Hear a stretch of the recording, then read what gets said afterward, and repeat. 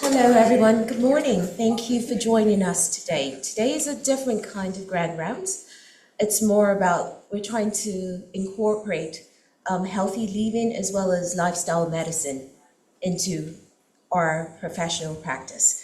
So I have the distinct pleasure of introducing two speakers today. One of them I work very closely with in the clinic, where we try to get our patients as well to adopt a healthier lifestyle in terms of managing their chronic conditions. So the first speaker is Marion Wagner. She is an associate professor at Rutgers Ernest Marion School of Pharmacy, where she works in patient care, education, and research. In her clinical practice, she provides comprehensive medication therapy management as part of multidisciplinary care teams and incorporates health and wellness coaching to support sustainable, healthy lifestyle.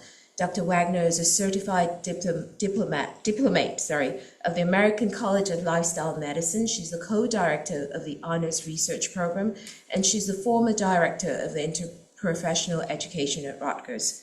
Her scholarship focuses on osteoporosis screening, diabetes outcomes, pharmacogenomics, lifestyle medicine, and advancing pharmacy practice and policy. The second speaker is Marion Reinson. She's a nonprofit executive and health educator focused on turning nutrition science into practical real-world guidance. She led the transformation of eating for your health, shifting it to a hands-on skills-based health coaching model centered on cooking and sustainable behavioral change. The program now partners with the Rutgers, New Jersey Medical School Department of Family Medicine, where Marion serves as program coordinator for the Food is Medicine initiatives.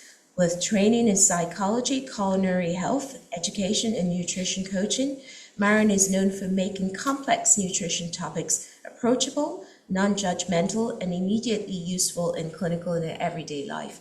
Please welcome Dr. Wagner and Ms. Marion Reinson. Thank you.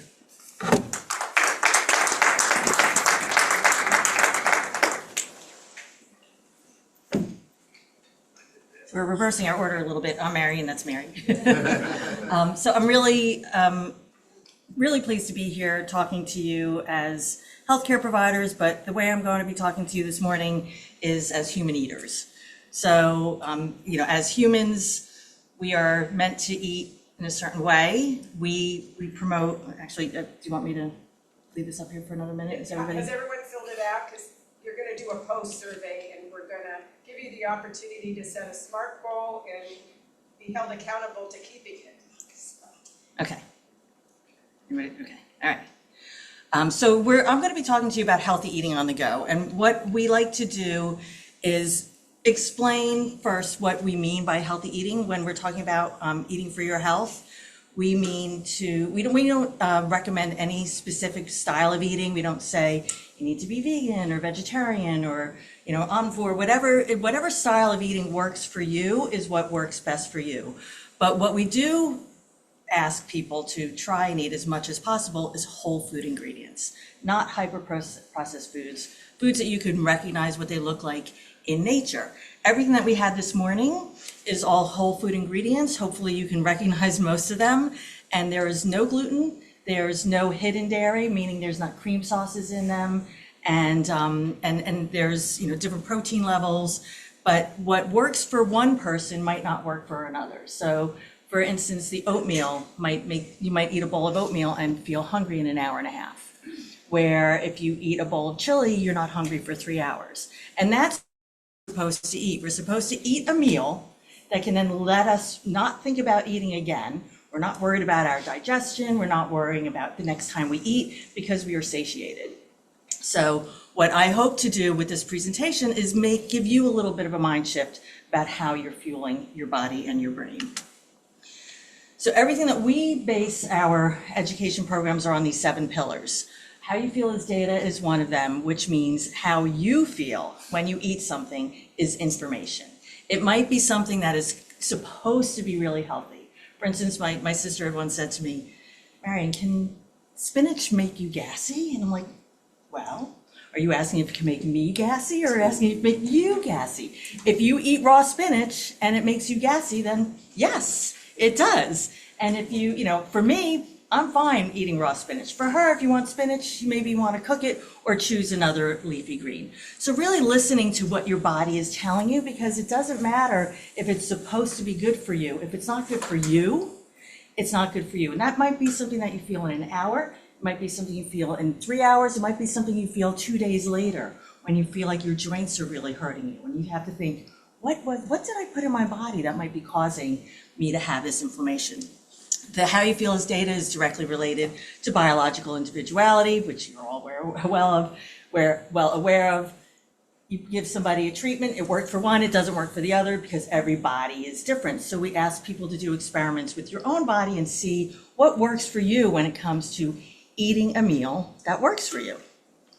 If you've been used to eating a lot of processed foods that are made in a lab, that make your brain go, right, whenever you eat them, you might need to work on developing a taste for healthy food, because processed foods are created to make us crave them. They are created to give our brain, there's the pathways to the brain that are triggered the same pathways as other addictive substances. So if you're used to eating things that are in like X's and O's and little packages that go poof, when you move over to whole food ingredients like we had this morning, it might take a little time before you start to want those foods and not want the other, those other kind of more food-like substances, what we say. Eating is emotional and it's social. A lot of times when people make a decision to eat in a healthy way, it can be lonely. So we like to provide support for people and also suggest if you are trying to transition to a healthier way of eating, to find a partner who might be just, somebody you can share recipes and ideas and snack ideas and things like that. We like to align with healthcare practitioners, different chefs and community partners who believe in food as medicine as we do. And then nutritional harm reduction is another concept that that is the way behavior change happens, is if you make small changes, incremental changes over time. You're familiar with harm reduction when it comes to addiction. We look at harm reduction when it comes to healthy eating, meaning try to add more nutrient-dense foods to your diet and subtract those foods that are calorie-dense but not nutrient-dense. And then non-judgment. We know that every day is not your best day eating, so when you do have one of those off days for whatever reason, especially doctors, nurses, teachers, often you are not in control of your schedule. So grabbing food on the run is what happens a lot. So not every day is going to be your healthiest. Be gentle with yourself. Again, we look at non-processed foods. Every time a food is processed, a little bit of goodness gets processed out of it. Even when you're making a smoothie, yes, it's still a healthy option, but the sugar can become a little more bioavailable. I'm not saying don't drink smoothies, but every time a food is processed, a little bit of goodness tends to be processed out of it. Things like chia seeds and flax seeds, when we grind them, that's really minimal processing and the fiber still is intact. Same thing with smoothies, fiber's intact. Juicing, you don't get the fiber. So really looking at trying to make food choices that are limited in their processing. This is so again, sorry everybody that's online, you missed a good breakfast. But and we didn't do the pumpkin pie chia seed pudding. I did the chocolate chia seed pudding because it's Valentine's Day month and nothing says love like giving your loved one too much sugar. But again, non-judgment. But the cacao really doesn't have any sugar in it. It has no sugar in it. So it's what we add to it that makes it sweeter. So when it comes to eating healthy, we know if you haven't planned for it, it's not happening, right? If you, that's why I always drive, I always have a bag of nuts and seeds or almonds in my car. Because inevitably it'll be 2 o'clock and I'm like, I need to eat something. I'm near a Wawa. I don't want to go into a Wawa. So if I grab a handful of almonds, which is a serving, I know that will carry me for a while. It has the protein, it has the fiber, it has the fats that keeps us satiated. So I know that I can eat that and I'll feel okay, I'll feel good. So we also don't look at snack foods as really different than other foods that we eat. So a snack would be the chili or the salad, or, a lot of times just, leftovers makes for a good snack. Snacks, we have been sold, right, that we need snacks to get us through the day. Well, if you're craving snacks all the time, your meals aren't sufficient for you, right? You need to look at what your body needs. And everybody needs to look at what their body needs so that they can go 3 hours without thinking about food. And again, looking at what you have that you can grab, that works for you. People also ask about eating organic. The Environmental Working Group is a nonprofit organization that tests samples of our produce here in the United States for chemical residue. And every year they come up with the Dirty Dozen and the Clean 15, and inevitably every year all the stone fruits are on the Dirty Dozen, a lot of the leaves are on the Dirty Dozen, but then you have the Clean 15, which has limited amounts of residue. So if you're able to afford to eat organic or non-organic, you don't really have to look to choose non-organic foods that are listed in the Clean 15. But we also suggest it's better to eat a whole food ingredient, even if it's not organic, because you're still getting the nutritional value. You're just getting a little bit of extra residue. But if you want to do total clean eating, of course, and you can afford it and you have access, you would do organic for all the foods listed on the Dirty Dozen. But plants are something that many Americans don't get enough fiber. We know that there's only about 10% of Americans are getting enough fiber. And fiber comes from plants. If you're not eating plants, you're not getting fiber. And this is something that actually shocks people sometimes. They're like, but I'm eating my bran muffin. I'm like, yes, you're getting some in your bran muffin, but your bran muffin is also sometimes more like a dessert than the meal that you want it to be. Plants and anything that's a plant is giving you fiber. You're not getting fiber in any of your animal products, and you're not getting fiber in any of your fats. No, that's not true, because nuts have fats and they also have fiber. So I'm a pretty lazy cook. Like, I like to cook scratch-made meals, but I use frozen ingredients all the time. I'm not really sure when I'm going to be cooking a lot of times, so I will buy frozen vegetables, and the cherries that are in the chia seed pudding are frozen cherries. A lot of times, frozen fruits and vegetables are picked when they're ripe, as opposed to a lot of the other foods that end up on our grocery shelves. They're picked when they're not ripe, and they are shipped from all around the world, and they're picked. They have to ripen them on the way, or they have to gas them to ripen them. So there's a lot of things that can happen to our food from the time that it is actually picked to the time that it lands on our shelf. I don't know how many people remember back in the day, I'm aging myself, but we didn't get tomatoes at this time of year, unless they were the 3-pack tomatoes that were like cardboard, right? But there was nothing, we didn't get tomatoes at this time of year. We had to wait until there were parts of the country that could grow tomatoes. Now we're seeing fruits and vegetables that are coming from all over the world, any time of the year.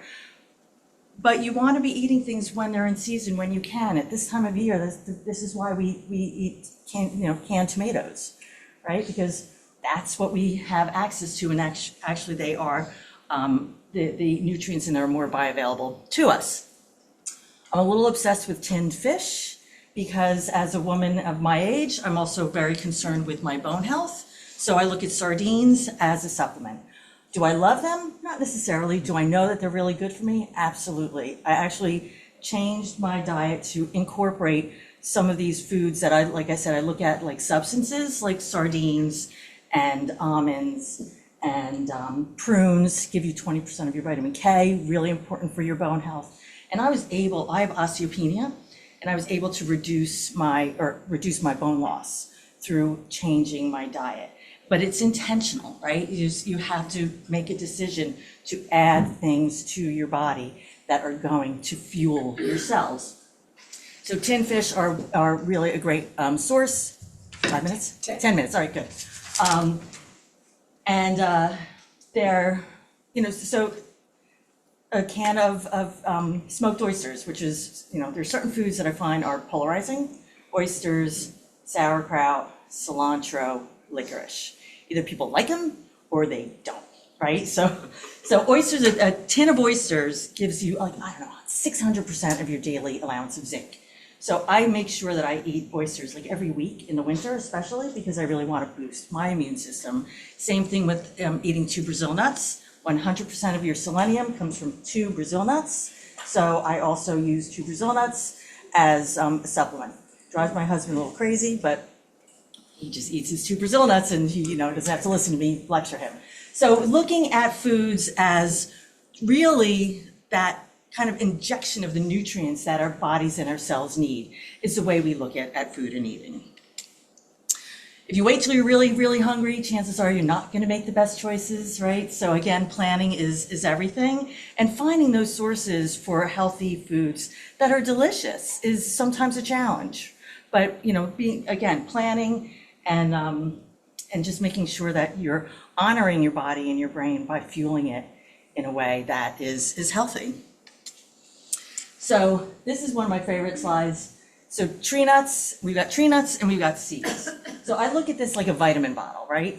So if anybody is deficient in a certain micronutrient, you can often look at nuts and seeds to give us what we need. If we look at the way the Native Americans who were here on this land were eating, they ate turkey, they ate venison, they ate nuts and seeds, dandelions and chickweed, all these things that we kill on our lawns were feeding us at one time. But the nuts and seeds really do, they're packed with micronutrients that our body knows how to absorb. So it's the difference between a man-made supplement and these nature-made supplements that I like to say, is that our body knows how to absorb them. It knows what to do with them. Sometimes when we eat foods that are food-like ingredients, but not really food, then our liver and our kidneys need to filter them out, right? Our body knows what to do with nuts and seeds. The reason why we're seeing children, 10, 11, 12-year-old children with non-alcohol related fatty liver disease is because of the food that they're eating. It is non-food ingredients and it is taxing their systems. So nuts and seeds, I think, are just an incredible source of micronutrients and macronutrients. The walnuts have omega-3 fatty acids, right? They're really great for your brain. They look like little brains. Walnuts are really good for your endocrine system.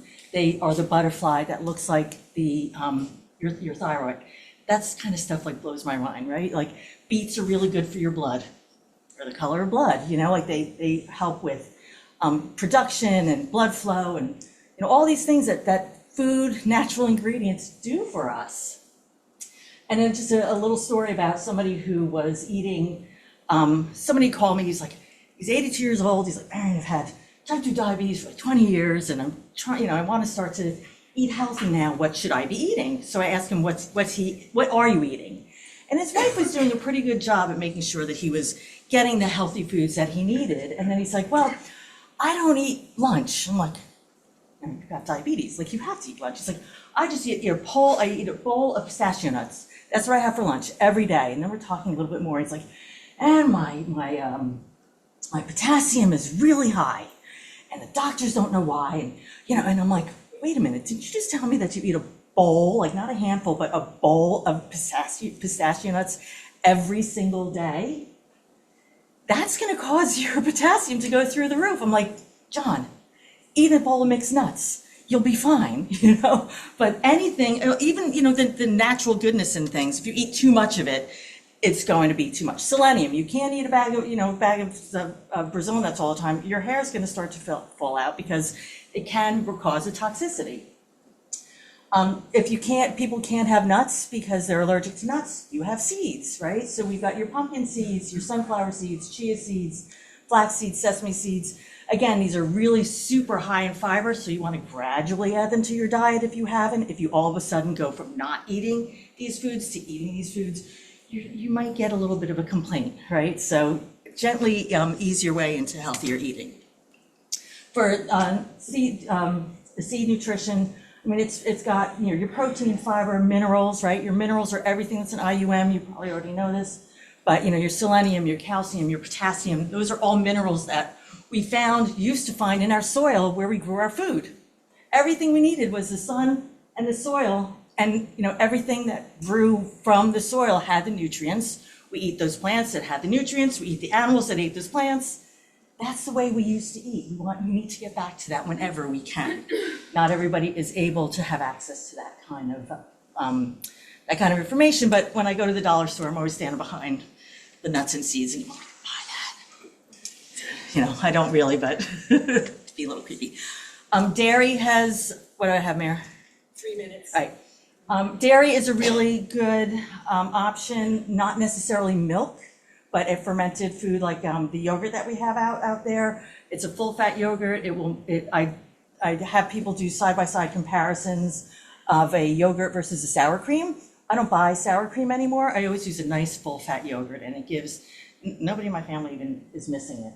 So dairy, another thing is humans can go in and out of being lactose intolerant. So sometimes they would be like, oh, I can eat pizza and I'm fine. And then other times they eat pizza and they're not. It's because oftentimes adult humans go in and out of being lactose intolerant. So children are more likely to be able to process a milk product, but oftentimes adults can't. But really looking at the amount of sugar that's in a lot of these dairy products, right? Because sugar, if there's one thing I want you to remember, is 4 grams of sugar is a teaspoon. Americans don't tend to think in terms of grams. There's 39 grams of sugar in a 12-ounce can of Coke. There's 56 grams of sugar in one of those little naked juice bottles, which again, I'm not supposed to judge, but I do, because it's actually, I mean, it's delivering no fiber and more sugar than a can of soda, and messing with your brain the same way. We're also seeing people doing a lot of these swaps for plant-based milks. They're not apples to apples. If you're going from a cow's milk to an almond milk, you're really pretty much drinking almond juice, unless you make it yourself.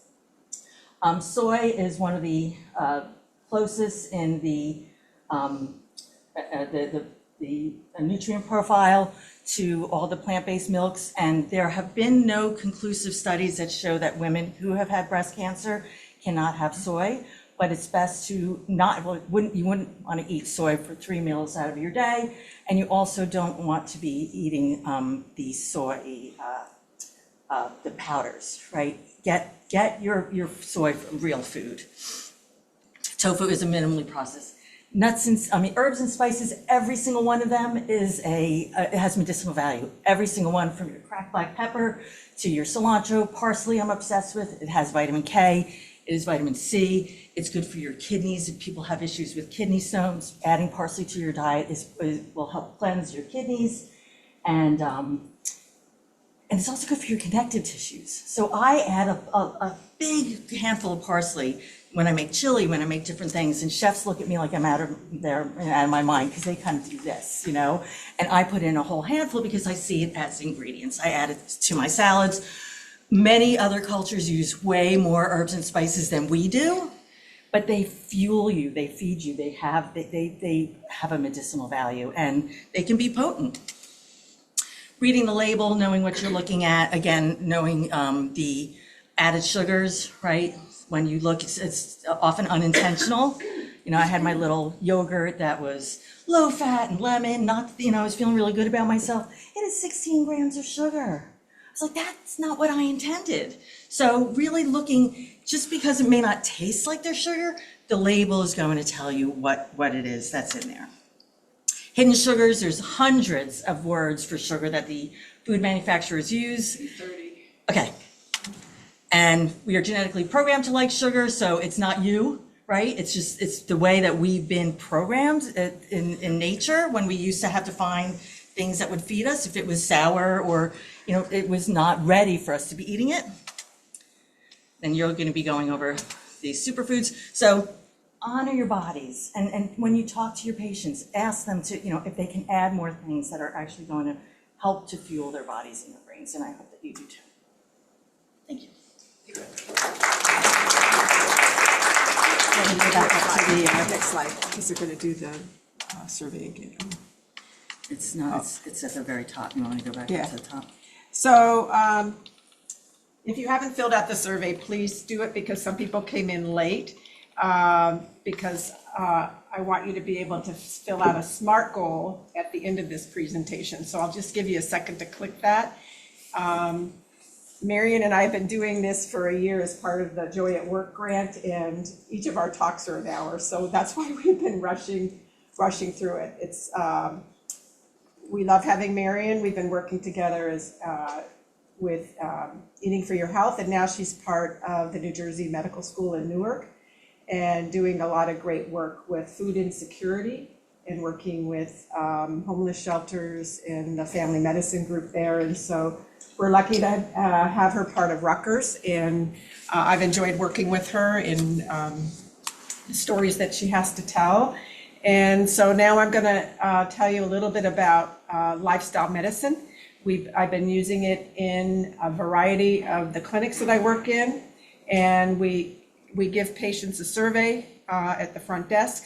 They fill it out while they're waiting for the physician, and then we go over it in the office visit. And then afterwards, we set a SMART goal, and my pharmacy students call them weekly after the SMART goal is set to try to encourage them and coach them. And hopefully that will have an impact on their overall health.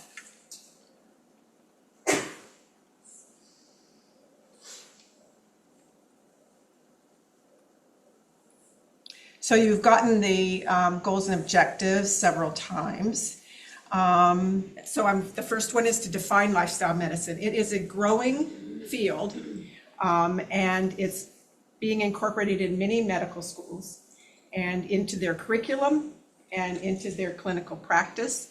And I hope that we can do more of that here at Rutgers. It is focused on evidence-based medicine. If you were to Google it in PubMed, there's over 70,000 articles as of 2025 that have that in their search term. We look at the whole person.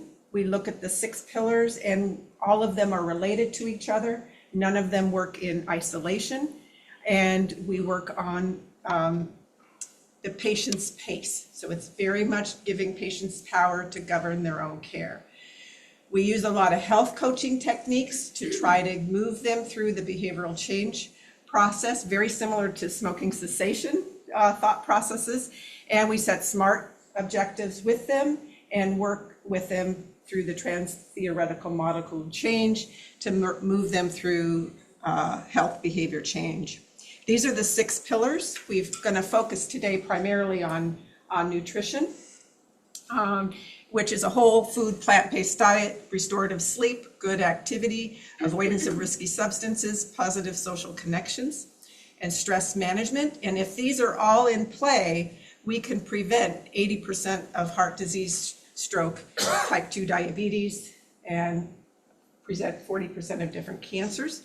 There are institutions like Duke and Harvard and UCSF that have produced studies where they've been able to reverse disease, chronic disease in many cases. So they've been able to screen and identify people that had prediabetes that didn't know it, and try to help promote lifestyle changes. The earlier you know, the better you can start implementing behavioral changes.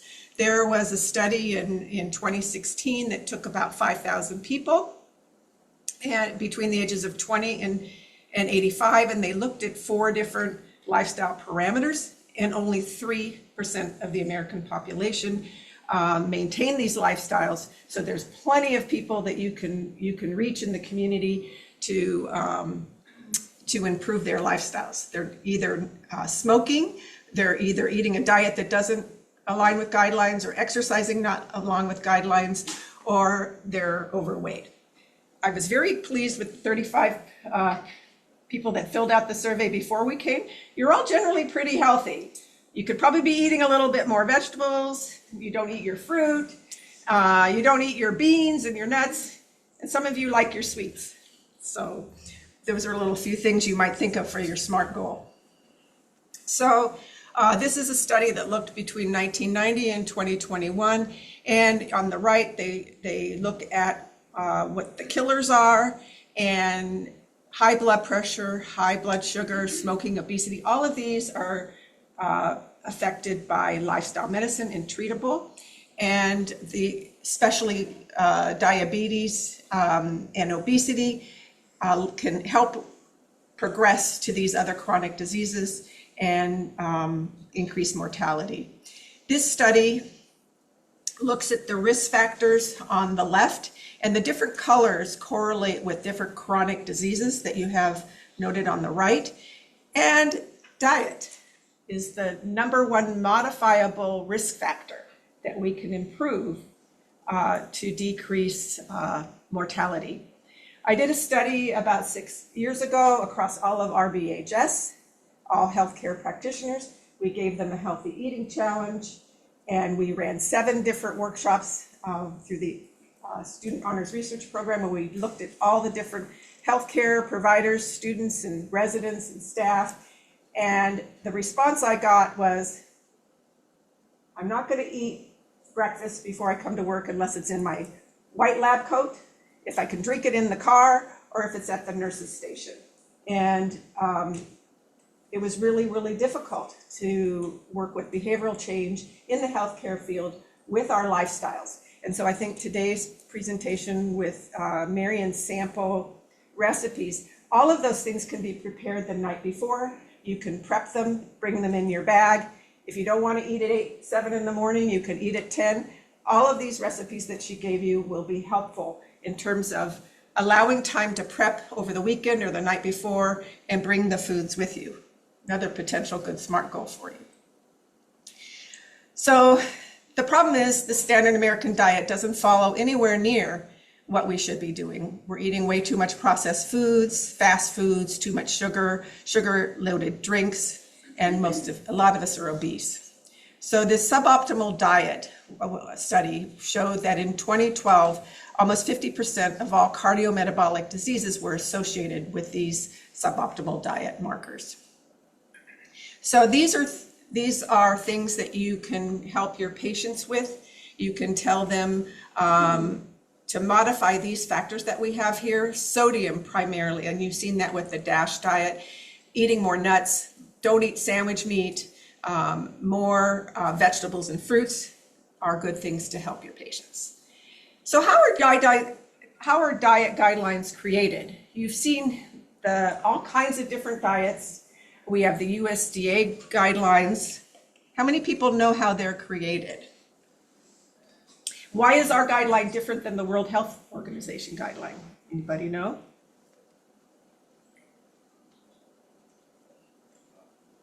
Our guideline is because what happens is the Department of Agriculture and the Department of Health are who create the guideline. But in America, we're allowed to have public opinion. So the dairy industry, the baking industry, the meat industry all have an impact. And when you've all seen the 2025 to 2030 guidelines, they are really much more animal processed in the forward in their guidelines. So on the right, if you remember the old guidelines, it was a plate focus, which was very helpful because when we counsel our patients, if you think of each meal as a plate, it's really helpful. So what Harvard did is they modified the plate to look more like the World Health Organization. And what we saw was instead of half your grains being whole, they promoted all whole grains. Instead of promoting a glass of milk at every meal, they promoted water and then having calcium-rich foods that don't have to be dairy.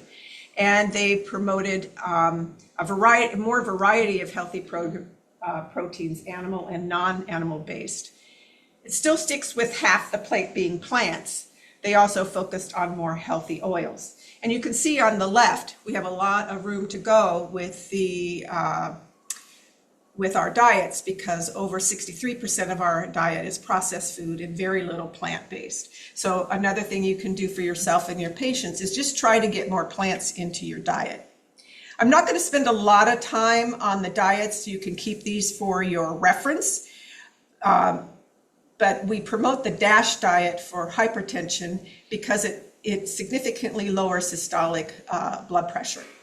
And it's primarily focusing on reducing sodium to less than 2,300 milligrams a day and ideally less than 1,500 milligrams a day, which is really hard to do if you're eating a lot of processed foods. How many of them have more salt than calories? So if you talk to your patients to look at the label and say, if this salt is greater than the calories, then don't eat it.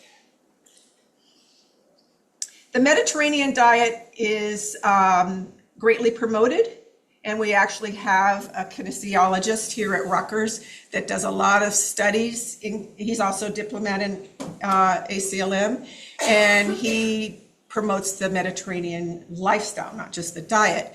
But if you promote this diet, there's plenty and plethora of data that suggests that it minimizes chronic diseases like heart disease, type 2 diabetes, fatty liver, dementia, Parkinson's disease, and I have references on the bottom that you can look at. But this is a handout that we pass out in the clinic. We do the survey, we find out what they're eating, just like you did, and then we tell them, well, you should be having this many vegetables, this many fruits, this is what your plate should look like. The MIND diet is a cross between the DASH and the Mediterranean. It basically promotes more berries, more nuts, a little less animal product. So this compares the diets. So take a look at it and think about what you did on the survey. Basically, you need to have a lot of fruits and vegetables. That's what gives you the fiber. That's what helps your microbiome in your gut. And also, just general overall health. The protein in the new US state guidelines was increased from previous guidelines of 0.8 to 1.2 to 1.6 grams of protein. It's often a very common question that students are interested in. And when I teach the burn seminar to freshmen, a lot of the young men are going by 1 gram per pound, and they want to bulk up, and they are getting health complications due to that. A lot of people don't want to eat grains, and it's hard to find grains that are easy to cook quickly. So I tell patients to get a rice cooker, soak them the night before, and then run it first thing in the morning, and after you're done at the shower, it's all ready. And try other grain substitutes. It's really hard with our cultural mix here to get people to stop rice. One thing I found was millet. It's got a similar texture, and it has a more fiber and better nutrient content. Vary the different grains. They also have rice that comes in different kinds, and you can mix it with wild rice or purple rice or red rice, and it has a better fiber ratio. Nuts and seeds, as Marion had mentioned, are great to carry around with you. I sometimes I had a diabetic patient who was erratically eating and constantly chasing her sugar with candy. So now what we do is we package a whole bunch of nuts with a little bit of raisins in it. She's an EMT person, so she's erratic in her schedule. So she's riding in different ambulances and different cars at home. So every week she creates like 7 different baggies of little nuts and seeds, and she has some in the ambulance. She has some in her husband's car. She has some in her neighbor's car, all these different cars that she's in, and she has them ready and handy. She doesn't carry a purse. So we had to come up with different. Oh, thank you.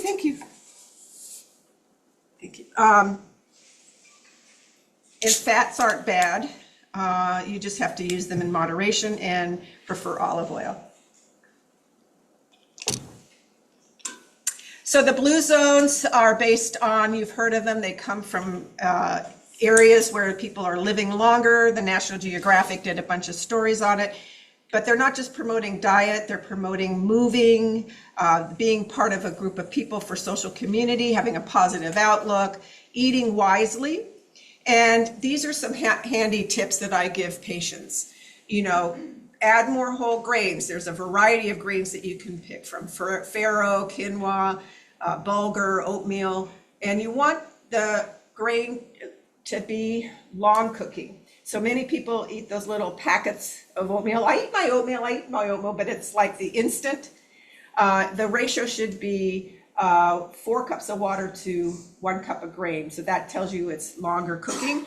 Patients don't really want to take that long. So again, soaking them the night before is best.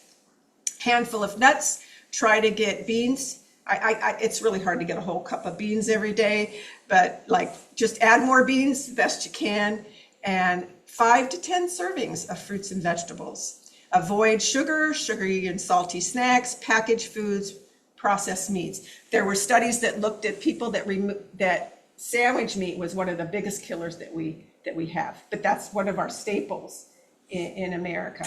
It's easy to pack those sandwiches for lunch. I don't really have time much to cover what's the most important piece. All of those 6 pillars are related to each other. They affect your microbiome, they affect epigenetics, they affect inflammation, and one pillar affects the other.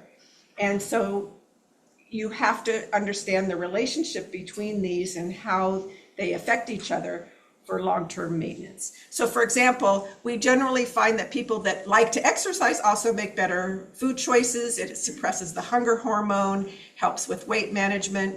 Sleep is not very oftenly talked about in clinic, but oftentimes when I ask about that, many people aren't sleeping well. You guys were all sleeping really well. I was surprised. I was told that none of you were sleeping because you are residents or students, but I actually had somebody sleeping 9 hours a day.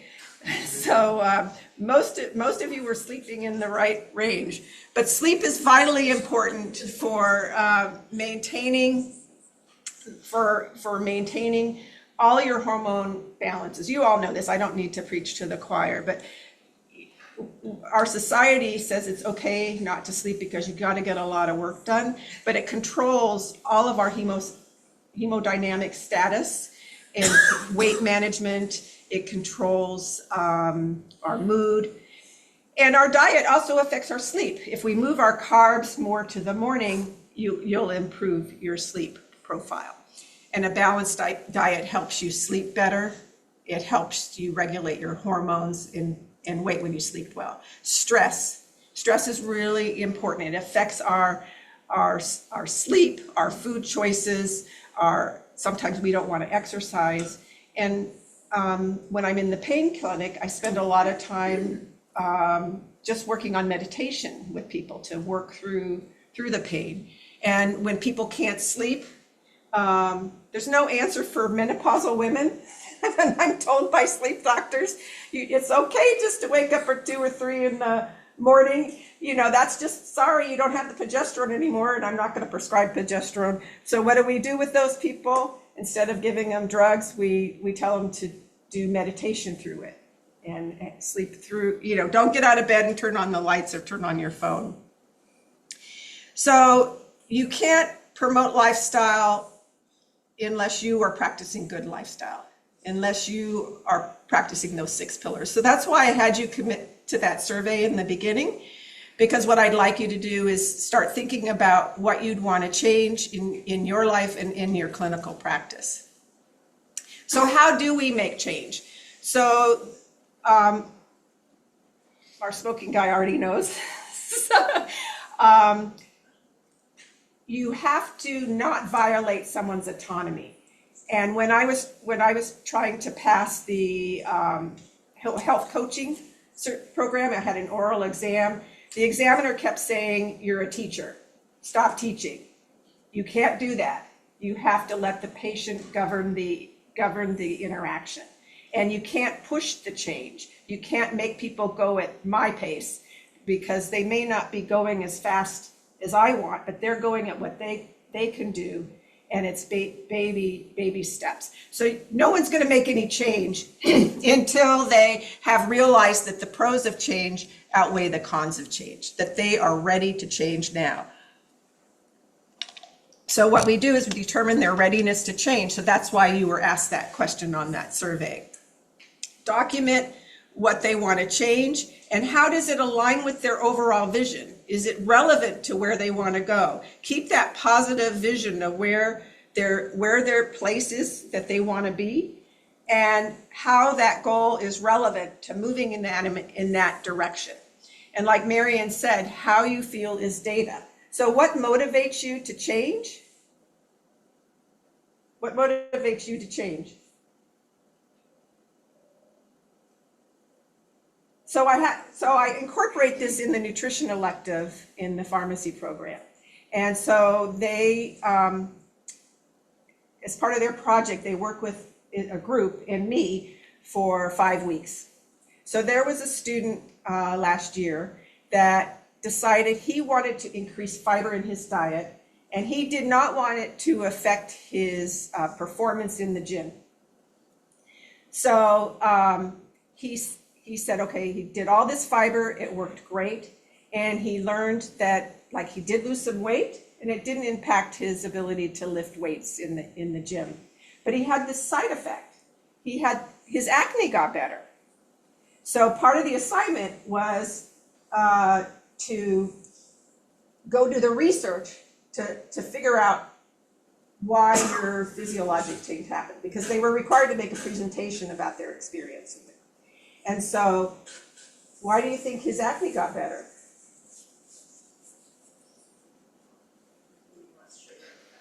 That, but it also changed the biome. He learned that it changed his gut biome, and he created more lactobacillus, and lactobacillus was important in terms of controlling our acne. So the student had an experience of how you feel is data.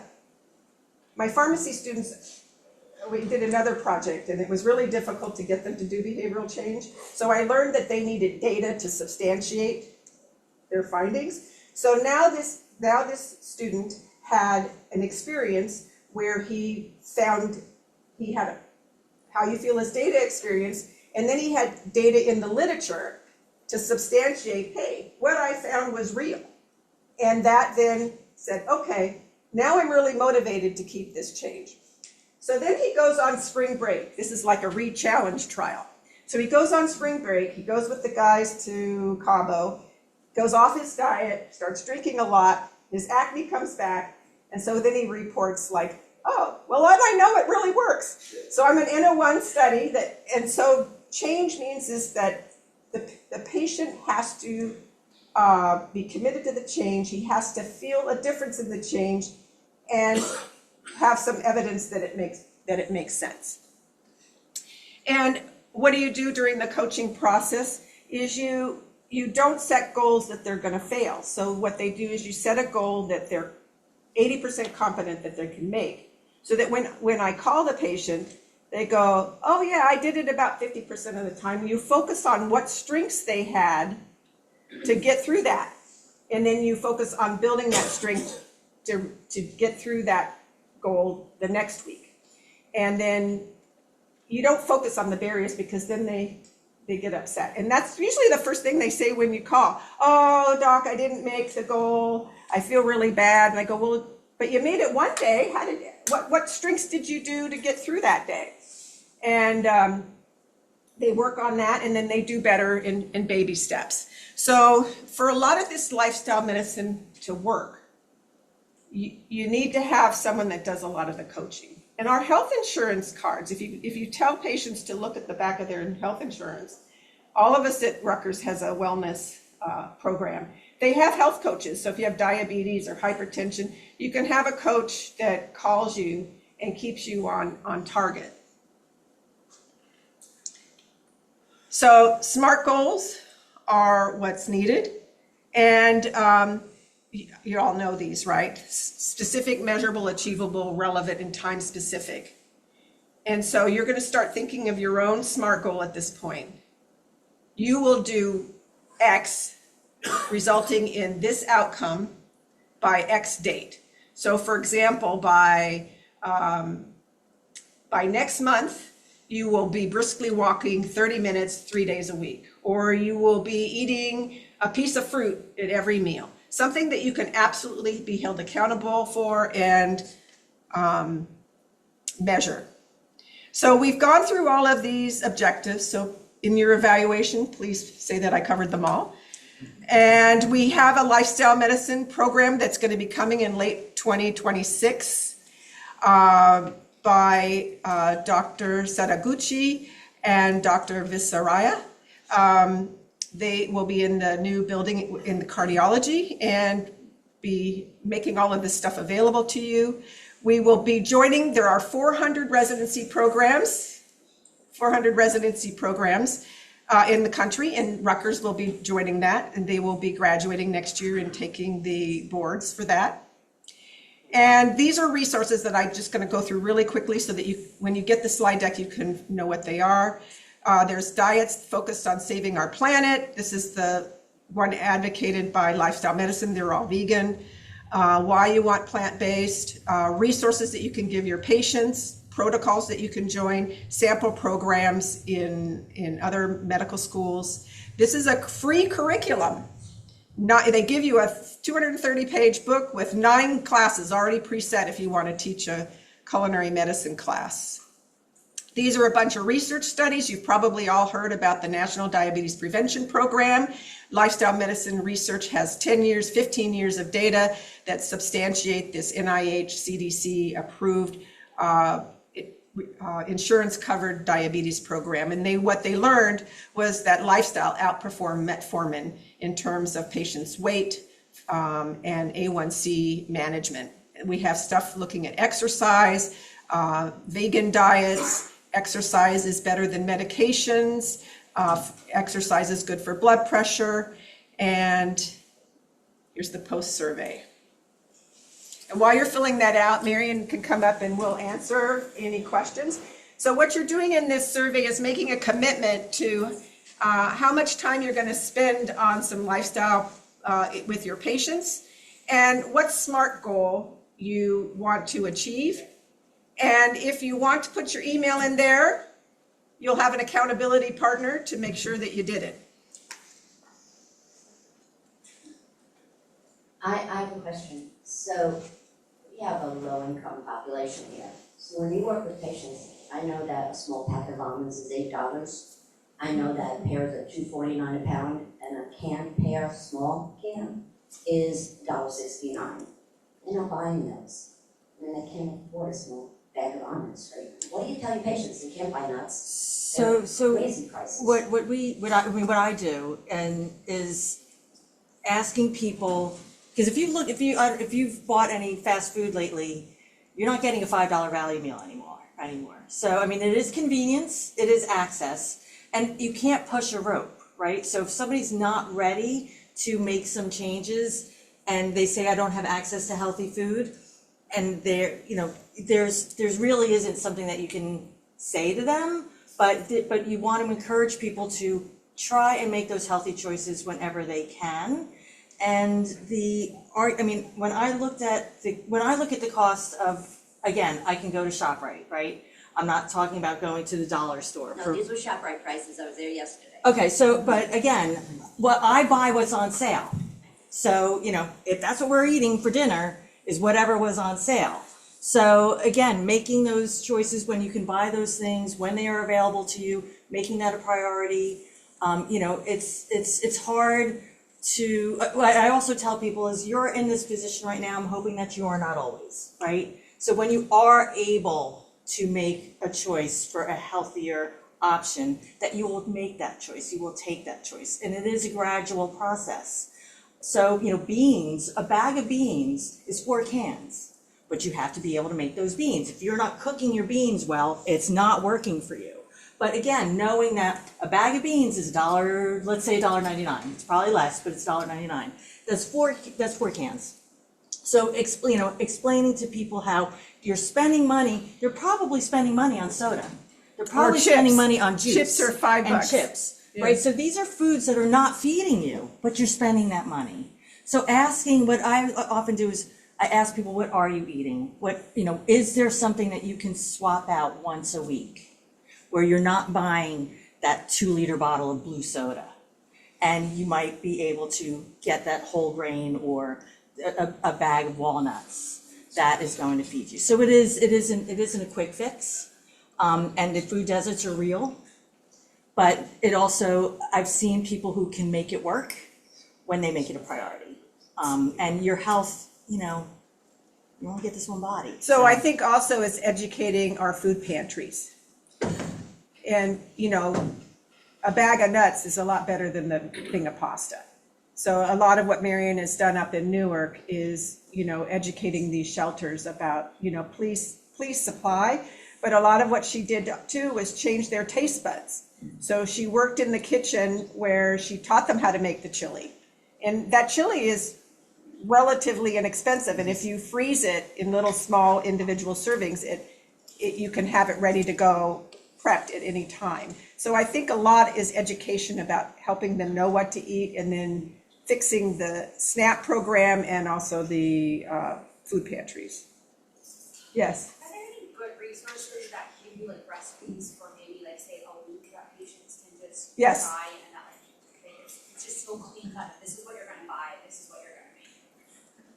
Like for this week. Because I feel like the barrier usually is like, okay, even if you buy food, it might actually be cheaper than ordering out every day, even if they're more expensive up front. But then they don't know what to do with it. Like unless you're used to cooking or you've grown up in a household that's cooking, then it's very unfamiliar to a lot of patients. So it's hard for them to prepare for a meal, like a week worth of meals, if there's not like strict instruction. As physicians, I feel like we're limited in how much of that we can provide. Even nutritionists are more like following up with them, but not teaching them. Right. That culinary medicine book gives them like cooking skills. It gives them different recipes. But like what you said, I put some references in there, but they're not exactly as perfect as what you recommended. It takes sitting down with the person and helping them problem solve stuff that's specific for them. It's on the to-do list. I mean, eggs are a great source of a protein, it's something that I always told my kids you could have it for breakfast, lunch, or dinner, or use it as a toy, but eggs, really eggs. So, giving people a suggestion, right, of, making, and asking them if they don't cook at all, you have to start somewhere, right? So maybe, making a pot of soup, or making some eggs with some some vegetables in there, which is giving you your protein. Your fiber. So and also, what do people like to eat? Telling them what to eat versus this. Name your protein, name your seasonings, and then I cook by formula more than recipe. So that's what we're looking to do, is kind of put a formula together of this protein, that fiber, this fat. So. But I don't have anything to give to you right now. Thank you for the lecture. I have a quick comment and a question. Most of the population is fed, at least in childhood, through public schools and those types of meals. I know from my children itself, I don't think of what they were served, fries, foods, or anything. So I remember they could buy for every day $1, they could buy an ice cream sandwich. I don't know why a third grader makes that decision. And I hadn't told my wife any stuff on it. But any hope that that there is an intervention? Like, should parents really be preparing meals? And starting early on this, is there any hope for sort of cafeteria, Aramark-based food to improve to meet these types of guidelines? So Eating for Your Health, actually, Dorothy, I don't know if you were there. She lives in Princeton, and she was working with the Princeton School District to try to do that. And she worked with them to try to change the cooks there. There are so many barriers. I don't think it actually ever really took off. They did. They've done some. So part of it is they say we feed them healthy food. They throw it all out. But I think that what we can do as parents is just set that example at home, right? And providing maybe those healthy snacks for them to take. I know my kids have been out of school for a while, but they could always get a chicken patty sandwich on, we're a white bread, piece of protein in between there. But I would always try and make sure that I had a real dinner, even if it was 9 o'clock at night. so that, which was when they were done with all of their practices and everything like that. So it did translate to them to know what healthy was. In the weekends. Right, whenever you can, right? Whenever you can, but it's also people learn what they live, right? They if they're eating, if you're able to provide them with healthy options, and you instill that importance that it's good for them, right? Maybe they will. But I know that we tried. I think when Michelle Obama was trying to change our lunches, we tried. So here we are. But again, it's. You can't push a rope. So if a child is not going to eat that, they're not going to eat that, but if you make it delicious and make it part of your family culture, like that's what I would say to my kids, like our family doesn't do that. Like we don't eat that way, and that's all you could do. Very quick question. Are you also working with the legislature? I mean, look at New York. They put calorie counts on restaurant menus, right? New Jersey, we don't do that. I mean, that's a simple change. Sodium levels, somebody might not buy a 2,000 calorie meal at IHOP if they knew it was 2,000 calories. Maybe they would anyway. But, does anybody work, does your group work with at least getting minimum standards in New Jersey? I'm not, and I'm a that's, pharmacist. Yes, I mean, it's people are making a lot of money on selling us this awful food. Yeah. That's what's driving. That's soda. And the rest of cuts the world in the doesn't, SNAP, I mean, in the SNAP program have been tough. So it's just trying to get people who are hungry something to eat is where people are at right now. It's a long road for that right now. We've kind of taken, I think, some steps back, but.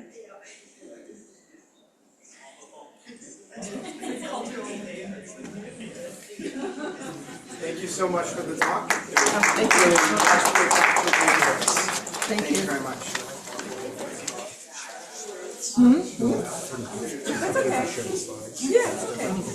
Take leftovers, there's plenty of food probably. If you are interested in having the slides, because there were a lot of people that were taking pictures of the PowerPoint slides. If you're interested in the slides, please feel free to reach out to me or Kirsten and we can get you those slides.